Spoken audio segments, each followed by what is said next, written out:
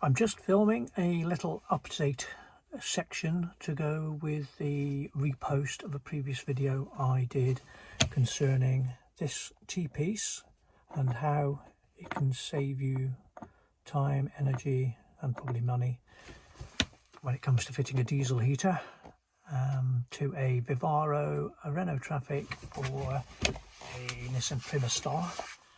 Now I've got a video showing the Trafic and the Vivaro fittings, and I'm going to put both of them onto one video now. And as I had some comments on the one saying the link no longer works, I'm going to include new links for this and to the turret plate. I'll go through the videos as well and edit them up a bit so it's a bit more quick and to the point. Obviously, if you need any more information, you can go to each video separately, and they're easy enough to find on my YouTube page. So yeah, this is the T-piece in question. You can find it on eBay. If you just put Vivaro diesel heater T-piece, it'll probably come up. But as I said, I'll put a link in the description as well. Okay, that's about it.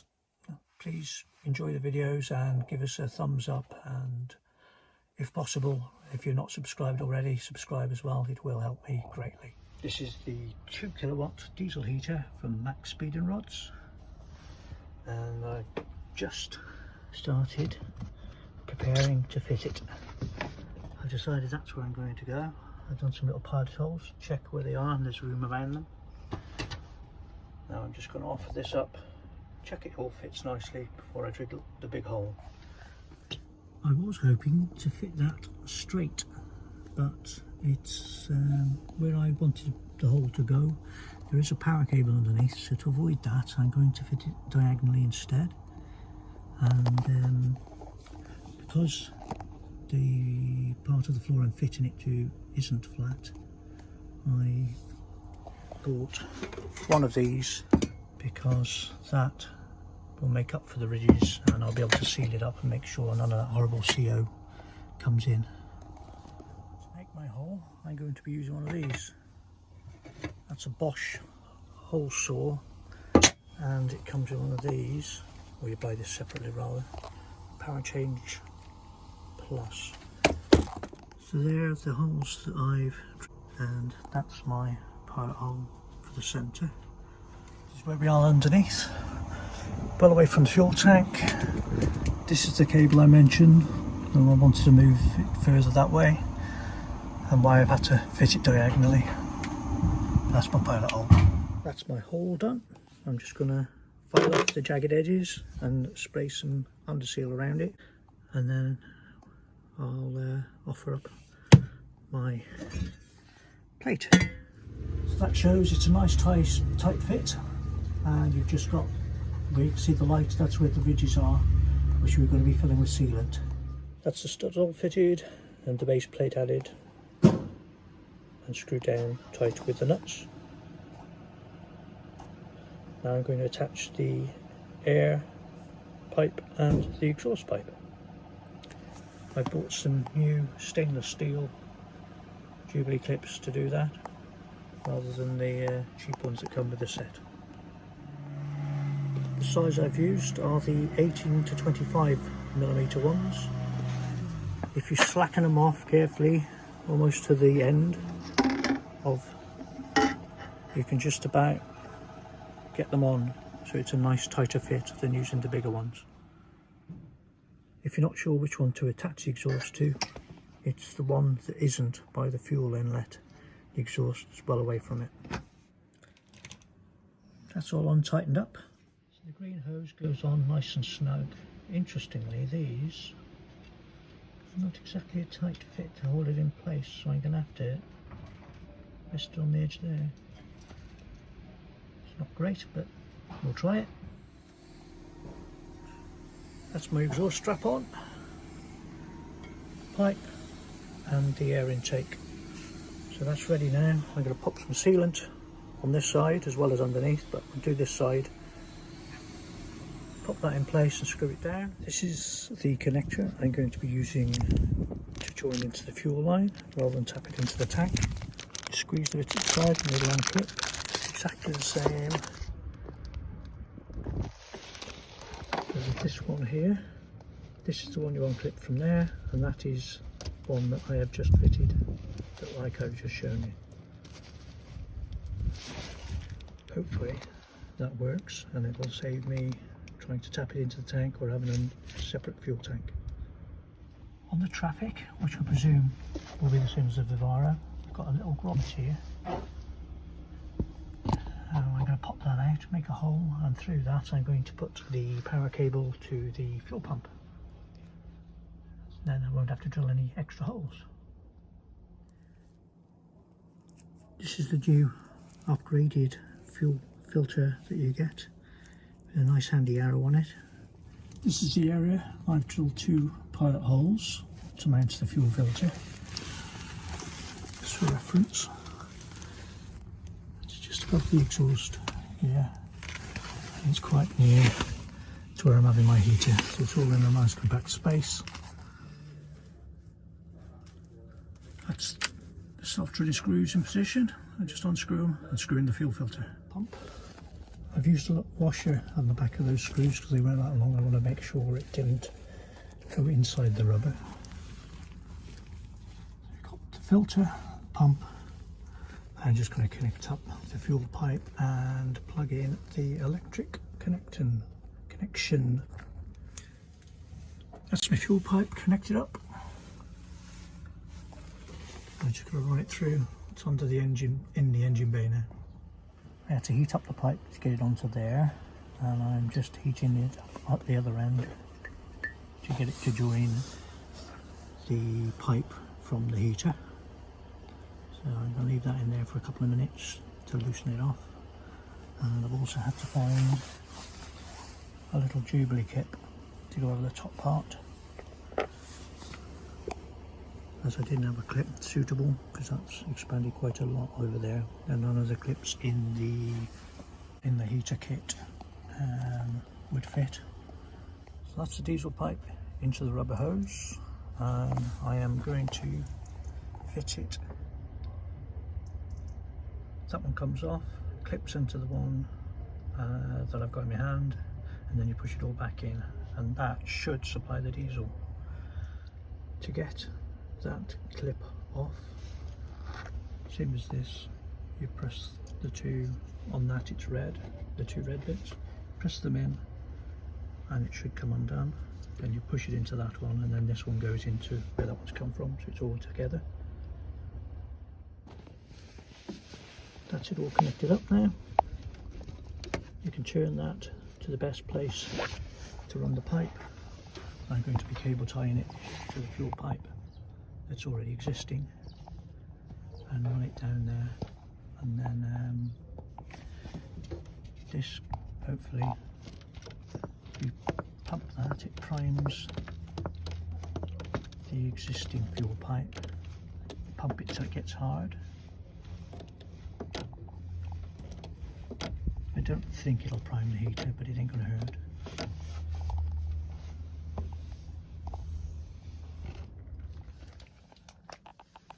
I've connected the power cables directly to the battery.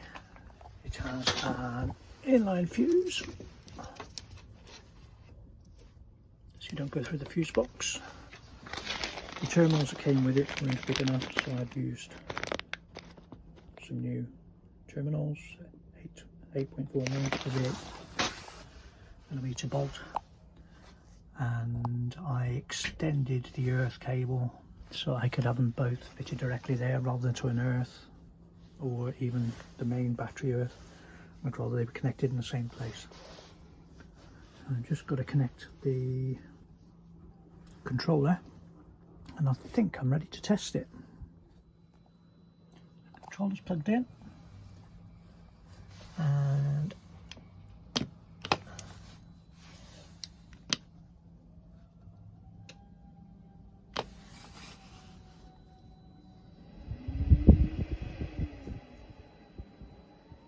we will see if it starts up. It'll take a little while to prime it. I think you can prime it by pushing those two buttons at the same time. I wasn't sure, so I haven't done that. I'm going to wait and see if it works and how long it takes. That looks like the fuel's starting to go along.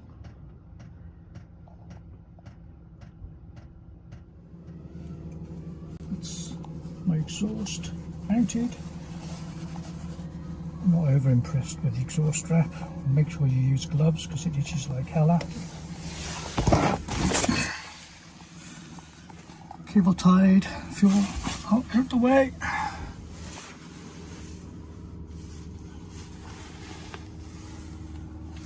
Fuel's through now.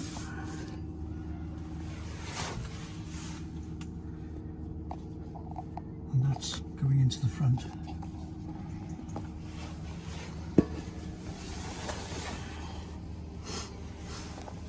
I've mounted the air filter there, so it's away from the exhaust gas. And I've just done a little clip on that, just in case it ever comes off. I don't want to lose the air filter on the end.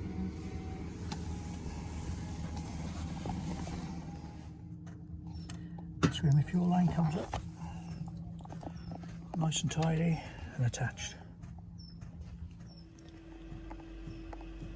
As it's quite a long stretch of fuel line, this has had about 5 pressures so far, and I have tried the 2 fingers on there and it does work the pump, but you have to keep your fingers on it, and I really couldn't be bothered. And I've also fitted the bracket, so that'll all keep nice and tidy out of the way. It's now running, we've got nice warm air coming out, and everything seems as it should on there. I did have to start it a few times. At E8 error came up before the fuel started coming through, and I did start the engine on the van in case I'd made an airlock where I'd taken the return valve apart.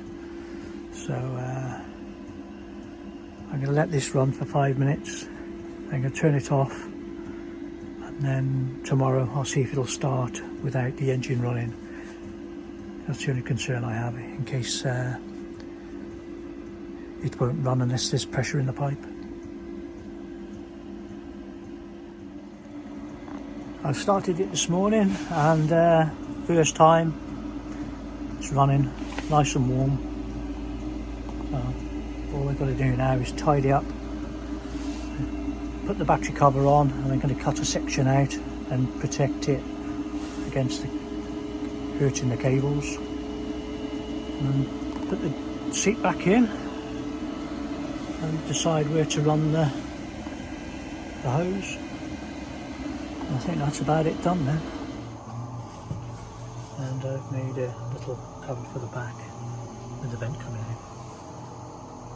It'll all be a lot tidier once the whole van's finished, but that'll do for now.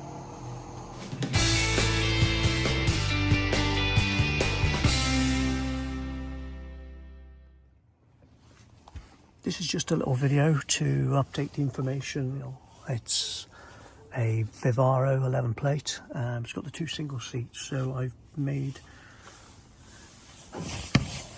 the diesel heater just about fits between the bars. It's come over slightly to the left of the last one. There is more cables underneath. You have to be very careful not to damage when you're drilling your holes and stuff. When fitting the diesel heater to a 2-seater, particularly a Vivaro, you've got this from there. So I've had a good measure underneath, and I can still fit the turret plate there. It is a tight fit. A lot of measuring and re-measuring is needed. So that's the hole from underneath. Obviously you've got to be very careful with this cable, and I'll be routing the exhaust well away from it. Plenty of room for the pump and the filter, same as on the Trafic though. The little T-piece thing that I showed you in the Trafic video, you can use on these as well, but they're in a slightly different place on a Vivaro. So that is where I'll be connecting my pipe. It's the lower one with the red bit. I'll be collecting the T-piece into there. I've put those in a similar position. And that's where I made the hole. This is the pipe. Sorry, these are the cables that are a bit close. So I've run them round behind here. I'm going to make sure that's protected. And then neutral's going that way, well out of the way.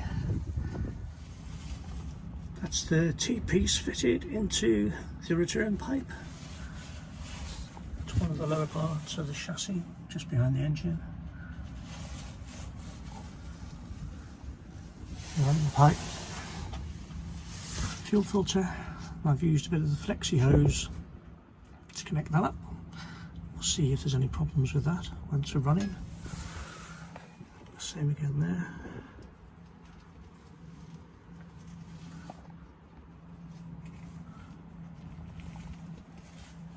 So that's fitted in tidily in there. I made a little cover that I'm going to fix in place there. So that's all set up and running now. Everything's working fine. That's roasting. I did have to put a little bit more fuel in as the fuel light was on. So I put about a tenner in it. It went up to the first bar on the dash on the fuel gauge, and it's all been working fine since then. So that's a good indication that as long as you don't go right down onto empty, the heater will always work, because you never know how far the return pipe goes into the tank. So that's it for the Vivaro update to the diesel heater fitting. I'll see you all again.